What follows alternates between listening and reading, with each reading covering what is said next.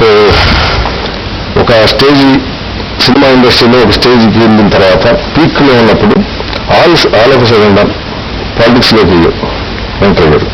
అయిన తర్వాత క్యాంపెయిన్ ఉధృతంగా చేయటం, అనుకోకుండా దురదృష్టవశాత్తు యాక్సిడెంట్, అది జరిగిన తర్వాత మళ్ళీ రీఎంట్రీ అంటే మళ్ళీ ఫ్రెష్గా సినిమాలను యాక్ట్ చేయడం మొదలుపెట్టారు.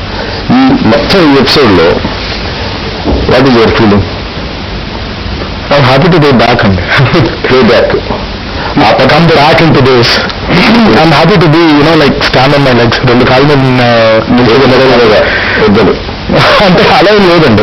ఇప్పుడు నేను అదే చెప్పేసి నన్ను ఏమడిగారంటే పాలిటిక్స్ లో ఇప్పుడు నేను వచ్చినప్పుడు అడిగారు, ఇప్పుడు సినిమా ఏంటి, నా పాలిటిక్స్ ఏంటంటే సినిమా అనేది నా బ్రతుకు తెరుగు, పాలిటిక్స్ అనేది నా బాధ్యత. తెలుగుదేశం పార్టీ కోసం క్యాంపెయిన్ చేయడం నా బాధ్యత.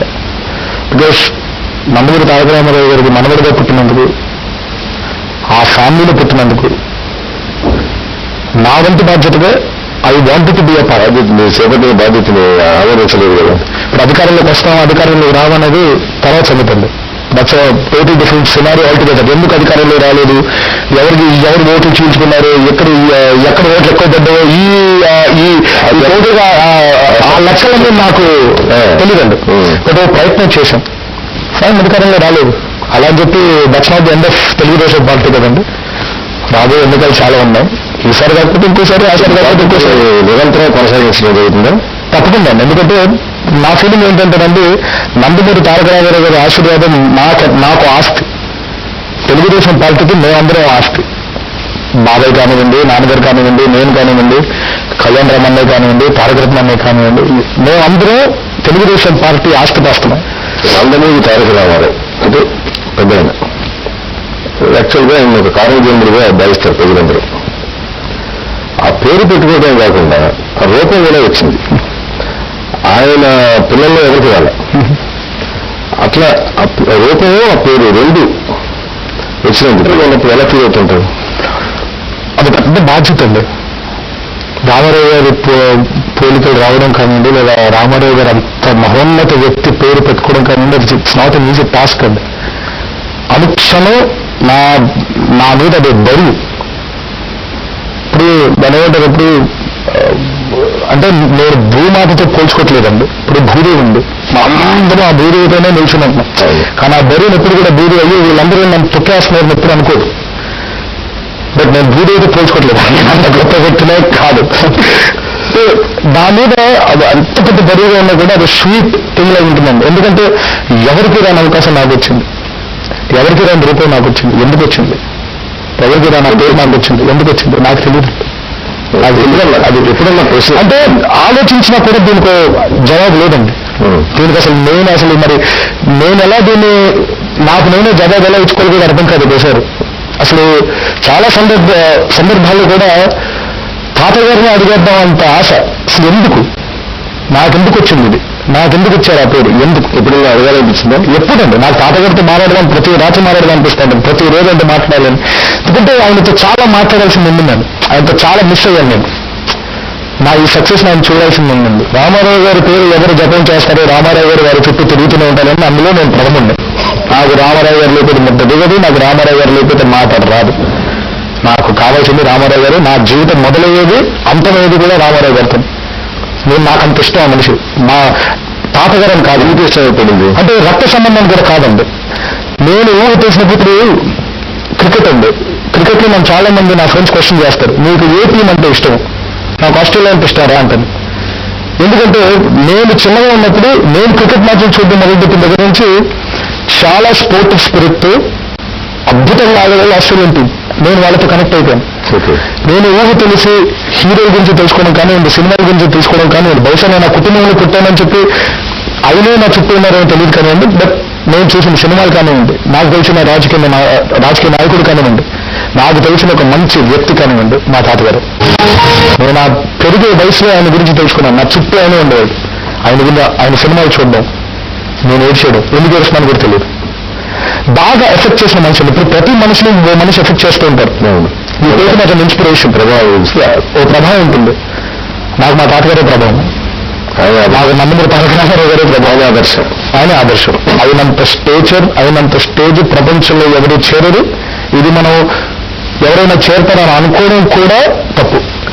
ఎవరైనా చేరారని అనుకోవడం కూడా ఆయన చేరిన కీర్తి శిఖరాలు ఎవరూ చేరలేరండి. ఆయన ప్రవేశపెట్టిన ప్రతి పథకాలు కానివ్వండి, ఆయన చేసిన ప్రతి సినిమా కానివ్వండి, ఆయన చేసిన ప్రతి మంచి పని కానివ్వండి, మంచి గుండెతో చేశాడు, మంచి మనసుతో చేశాడు, అందరూ బాగు కోసం చేశాడు. సో అలాంటి మనిషి దొరకడం చాలా అరుదుగా ఉంటారండి. ఆయన ఎదురు పనిచేసే ఆయన అన్నది మళ్ళీ పుట్టారంటే ఎట్ట పుడతారండి, ఆయనే పుట్టించలేకపోయారు. అందుకని కొంచెం పాసిబుల్ అది ఇంపాసిబుల్. ఇప్పుడు మెంటల్ మెచ్యూరిటీ రాని స్టేజ్లోనే విపరీతమైన స్టార్డమ్ వచ్చింది. వచ్చినప్పుడు దాన్ని కీపప్ చేసుకోవడం అంటే బికాజ్ చాలా లాంగ్ తిరుగుతుంది, ఇంకా చాలా దూరం ప్రయాణించాల్సింది సినిమా ఇండస్ట్రీలో. పాలిటిక్స్ నెక్స్ట్ అనుకో, అది మెయింటైన్ చేయటం, కీపప్ చేయటం అనేది కష్టాలు పెంచలేదు. ఇప్పుడు ఉండదండి. ఇప్పుడు ఫీలింగ్ ఉండేది.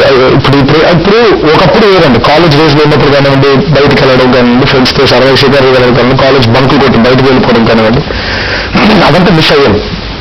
హీరో అయిపోయిన తర్వాత నెమ్మదిగా గ్లాసులకి పెంచేయడం మొదలుపెట్టాం. ఎక్కడ కారు లాగినా ఫస్ట్ అసలు మొదలయ్యేది అక్కడేనండి.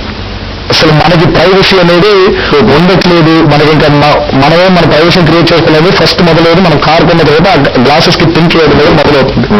ఇంకా అక్కడి నుంచి నెమ్మదిగా ఒక్కోటి ఫలానా ఇలాంటి పనులు బయట చేయలేవు, ఇలా బయట బిహేవ్ చేయలేదు. ఎందుకంటే ఇప్పుడు సినిమాలు చూసే మేము కాదు. It's a different thing. There is real life and real life. మేము పోర్ట్రే చేసేది రియల్ లైఫ్. కొన్ని సందర్భాల్లో తప్ప, కొన్ని క్యారెక్టర్స్లో తప్ప మాకు మేము ఉంటాం. ఇప్పుడు నేను ఎమోషనల్ సీన్ చేస్తేనే నేనుగా ఉంటాను అక్కడ, ఎందుకంటే నా హైలీ ఎమోషనల్ కోసం. అది ఇప్పుడు కామెడీ చేసేప్పుడు మేబీ నేను అంత కామెడీగా ఉండనేమో. యాక్షన్ చేసేప్పుడు మేబీ బయట నిజంగా 200 మందిని కొట్టేవాడిని కాదేమో నేను. సో అలాంటి పోర్ట్రే చేసేప్పుడు బయట మనం ప్రవర్తన చూసండి చాలా మంది గమనిస్తున్నారు మనల్ని తప్పుగా. వాళ్ళు cinema heroes play vital role. చిన్న పిల్లలు ఎన్టీఆర్ అలా కొట్టాడు, మనం ఇలా కొట్టాలి, లేదా ఫలానా ఇంకోటని ఇలా కొట్టాడు, ఇలా చేయాలి, లేదా ఫలానా ఇతను ఇలా దాన్ని నేను అలా చేయాలని చాలా మంది చిన్నపిల్లలు అనుకుంటారు. మనం చూస్తూ ఉంటాం. ఇప్పుడు చాలా మంది పిల్లలు సాంబా అదేదో కత్తి తీసుకొని సాంబా కత్తి అన్నారు, సింహాద్రి కత్తి అన్నారు, సాంబాని బొట్లు చేసేవారు. ఇవన్నీ చూసి ఎలా ఉంటుందంటే బయట చాలా ఇదిగా చాలా బ్యాలెన్స్గా ఉండాలండి. తప్పదు. Outside life is like that. But again ఎంతమంది ఇలాంటి అవకాశం దొరుకుతుంది? 26 ఏళ్ళు నాకు, 26 ఏళ్ళకి ఎంతమంది ఇలా ఉన్నారు? ఎంతమందికి ఇలాంటి అవకాశం దొరుకుతుంది? నాకు తెలిసిన నా ఫ్రెండ్స్ ఇంకా చదువుతున్నారు, ఇంకా ఏం చేద్దామని బ్రతుకుతూ కోసం ఆలోచిస్తున్నారు. బట్ నాకు వచ్చింది అవకాశం. I might feel proud rather than కూర్చొని ఎందుకు నాకు వచ్చింది, అయ్యో నా ప్రైవేట్ లైఫ్ వెళ్ళిపోతుంది అవ్వడం కంటే నాకు వచ్చింది కదా అని గర్వంగా ఫీల్ అవ్వడం బెటర్ ఫీలింగ్స్ నాకు. సో ఫస్ట్ మీకు ఊహ తెలిసినప్పుడు ఎలా ఉండేవాడు, అంటే ఎలాంటి జీవితం ఉండేది? చిన్నప్పటి నుంచేనండి. అంటే I was not actually brought up like all the normal kids. ఉండేది, ఆడుకునేవాడిని, అల్లరి చేసేవాడిని, మామూలుగా కొట్టేసేది. అసలు మామూలుగా కొట్టడం కదండి, అంటే మామూలుగా చేతితో కొట్టడం వేరండి, ఏది దొరుకుతుంది అంత కొట్టడం వేరు. అంత కోతిగా చేసేది. అంటే ఈ రోజు బిలీవ్ చేయండి, రామాయణ షూటింగ్ కి వెళ్ళాలి నెక్స్ట్ డే. ముందు రోజు అడిగినా ఏం చేశాను కూడా గుర్తులేదండి. మొత్తం ఏదో జరిగింది, చిన్న పెంట జరిగింది ఇంట్లో, వంట పడింది, బాధేసింది. బాధ ఏంటంటే నేనేదో తోసాను, మళ్ళీ తన్ని తోస్తానని తోసింది, చిన్న తోపు తోసాను. అలా కుట్టేస్తుంది. మనం 7 వేసాలు అంటే ఇప్పుడు 13 అనుకుంటారు, 12 చేసాను. మళ్ళీ బెల్ట్ తీసింది, బెల్ట్తో ఇరక్కొట్టేసింది. ఇలా బెల్ట్ ఇంగిపోయింది. ఏం బెల్ట్? హ్యాంగర్ తీసింది, హ్యాంగర్తో కొట్టేసింది. బెల్ట్ బంద్ చేస్తుంది. అడ్డుబాటు లేదండి. అంటే ఇది ప్రాబ్లం ఏంటి, బెల్ట్ మీద వైర్తో కొట్టాను కదా, బెల్ట్కి వైర్కి తేడా ఉంది. అంటే సిమిలారిటీ ఉంది. హ్యాంగర్ అయితే రాడ్ కదండి, తీసి కొట్టేసింది. అక్కడి నుంచి ఇంకా తనకి తిరగలేదండి. అంత ఏం చేశాను కూడా గుర్తులేదు కరెక్ట్గా. అక్కడి నుంచి బయట పరిగెత్తడం మొదలుపెట్టానండి. మా ఇల్లు అంటే ఇలా పరిగెత్తుకుంటే 20 బెడ్ ఉంది. ఈ బెడ్లు దొరకాల్సింది. ఇక్కడ దొరికిపోతాను అసలు, కానీ దొరకద్దు. అక్కడ టెరెస్ పైకి ఎక్కి టెరెస్ నుంచి కిందికి దూకేసి అక్కడ ఇల్లు, మా ఇంటి దగ్గర గూడ ఒకటి కన్స్ట్రక్ట్ చేస్తున్నారండి. ఇలా గూడ ఒకటి దాక్కున్నాను. ఇమాజిన్ చేయండి, మామూలు వీడు వెళ్ళిపోయాడు కదా వదిలేస్తారు, కానీ మా అమ్మ అయ్యారు. ఎక్కడ దాకా వచ్చాయి? రాత్రి అంతా తిరుగుతూనే ఉండే గుళ్ళే. దాదాపు 2 గంటలు తిరిగామండి. నేను ఇటు వెళ్ళడం, తన అటు రావడం, నేను ఇటు వెళ్ళడం, తన అటు రావడం. ఫైనల్ వెళ్ళిపోయినట్టే వెళ్ళిపోయి, సరే ఇంక వెళ్ళిపోయింది కదా, నేను నెమ్మది తీసుకుని గేట్ వెనకాల నుంచి మళ్ళీ పట్టుకుని ఇంకో అరగంట కొట్టేసిన తర్వాత మళ్ళీ క్రీమ్ తీసుకొచ్చి మళ్ళీ ఆ కొట్టిన దగ్గర క్రీమ్ రాస్తే ఏవడం. ఇది చిన్నప్పుడు అంటే ఇలాగే జరిగిందండి. ఇలా కొట్టేసింది అసలు.